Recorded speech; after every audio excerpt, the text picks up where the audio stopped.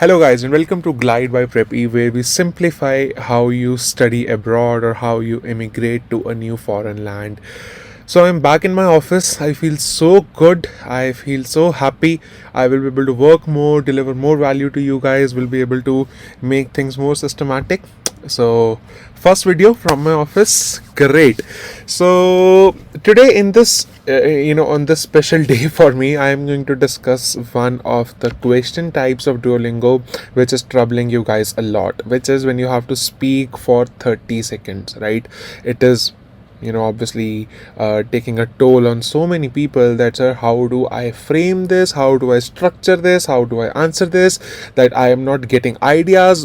I am really feeling uncomfortable when there's a computer in front of me. Well, that's okay. Let's learn how we are going to answer all let's learn how are we going to answer this type of question and then do well. I'm very happy to say that my the people who have approached me telling me about the results has crossed 100 people who have got more than 125, 130, 135 watching the videos. I am very thankful to you guys for watching the videos and understanding and working on it, right? It is your result, not mine.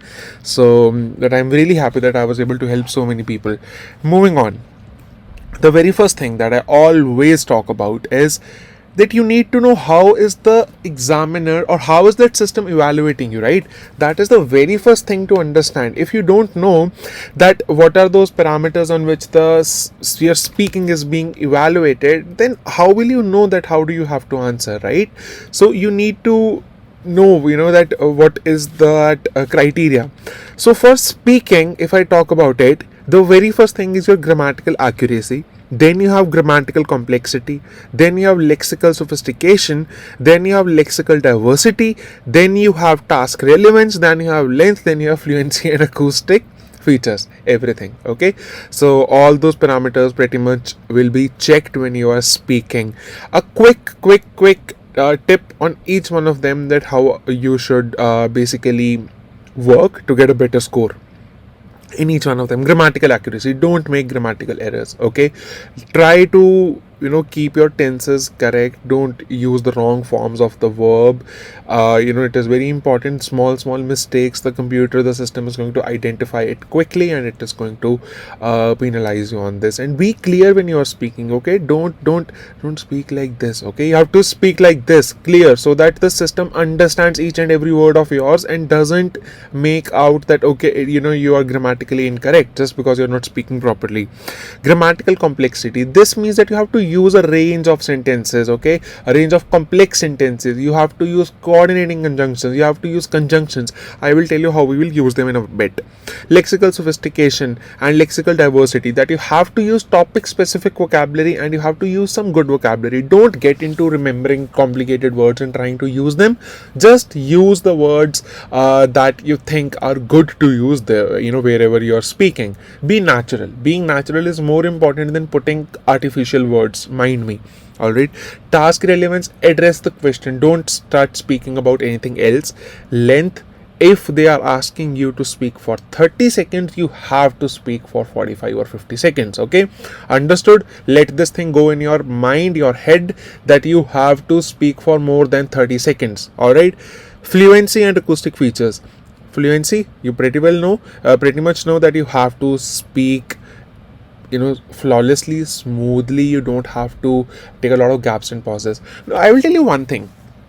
Over my experience of teaching students for spoken English or even IELTS, the major problem in case of fluency happens because of your idea related hesitation. There are two types of hesitations. One is content related, one is language related. Content related hesitation is that when I am about to speak, I am not getting an idea that what next should I speak, right? What should be the next thing that I should speak? I am falling short of ideas.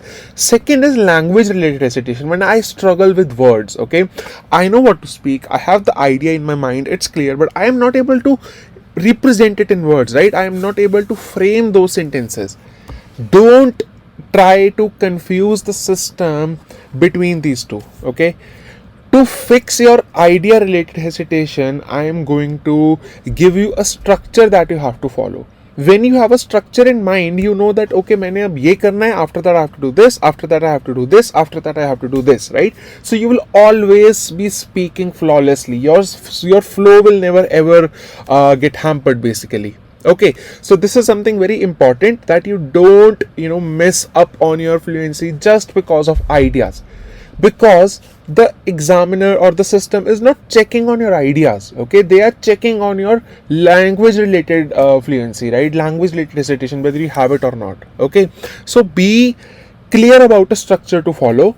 Keep that in mind, practice that 30, 40, 50 times, and after that you will be in a position that you will be able to speak without a pause, without any gaps, easily, quickly, like this. Then that is what we need to target. Cool. Now moving on to the topic that I'm going to discuss today, because I love to teach with examples. What is teaching without examples? So this is the topic that we will be discussing. Talk about a hobby or activity that you enjoy doing, and what is it, how long have you been doing it, who do you do it with, why is it important to you. One word that quickly comes to my mind is recreation. Now tell me one thing, don't you know the meaning of recreation? You know the meaning of recreation, right? I am definitely sure that you know what recreation means, right? The whole thing is that you don't know how to use it or where to use it. Okay, as soon as I read the topic, I know a couple of words that okay, I can use here. If you don't get that, that's fine. If you get that, try to use that. Otherwise, stay natural. Being natural is more important, as I just mentioned, right? So talk about a hobby or activity that you enjoy doing. What is it, how long have you been doing it, who do you do it with, and why is it important to you. So structure on how to answer the questions in which you have to speak for 30 seconds. Okay. So the magic structure, I have trained a couple of students in who were applying through us, so they wanted help, that sir, can you please take a DuoLingo class. So I clubbed 7-8 students, 3-4 students took their classes, gave them this structure, they have followed it exactly like this.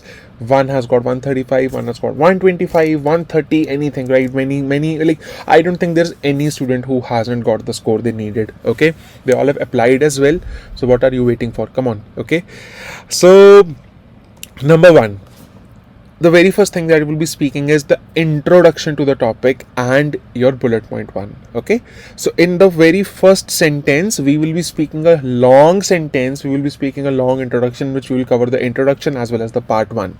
Second is, as well as the bullet point one, I'm sorry. Then is the one, then you have to speak on one sentence, then you have to speak one sentence on bullet point two. Okay, then one sentence on bullet point three, one sentence on bullet point four. As simple as that. And whenever you are going from bullet point 1 to bullet point 2, try to use a connector there. Okay, try to use, having said that, try to use moreover, try to use therefore, try to use although. Okay, use all the connectors that can come to your mind when you're going from bullet point 1 to bullet point 2. Now you have to work like a machine here. Okay, a machine is evaluating you, let's work like a machine. Okay, introduce, I will be giving you the structure to introduction. Wait, introduce, answer the bullet point 1, use a connector, go to bullet point 2, go to bullet point 3, use a connector, go to bullet point 4. You will fulfill all those parameters.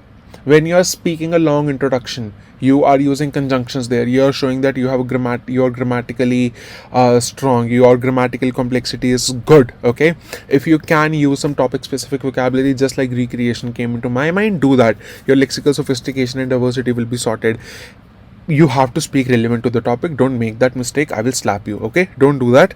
And then length, when you will be following the structure, you will automatically cross 40-45 seconds. You are fulfilling the length. And fluency, now you know that I have to speak this, then this, then this, then this, then this, then this, and you will never ever be falling short of what to speak next, right? You will never be struggling with that. All done. Okay, so let's practice. Okay, but before we practice, let us have a look at how we speak the introduction. क्योंकि sir आपने बता तो दिया introduce करना है, ये करना है, वो करना है, इंट्रोड्यूस कैसे करें? इंट्रोड्यूस ऐसे करेंगे. ओके, नंबर 1, पहले जो आपका टॉपिक है, like to the non-Hindi speaking audience, the topic, pick it up and speak a general sentence on that. Okay, once you have spoken the general sentence, say today I will speak about, and then In 99% of the cases, the first bullet point will be what. Okay, what is that, or what do you think about it, blah blah blah. Very first bullet point is this: answer that.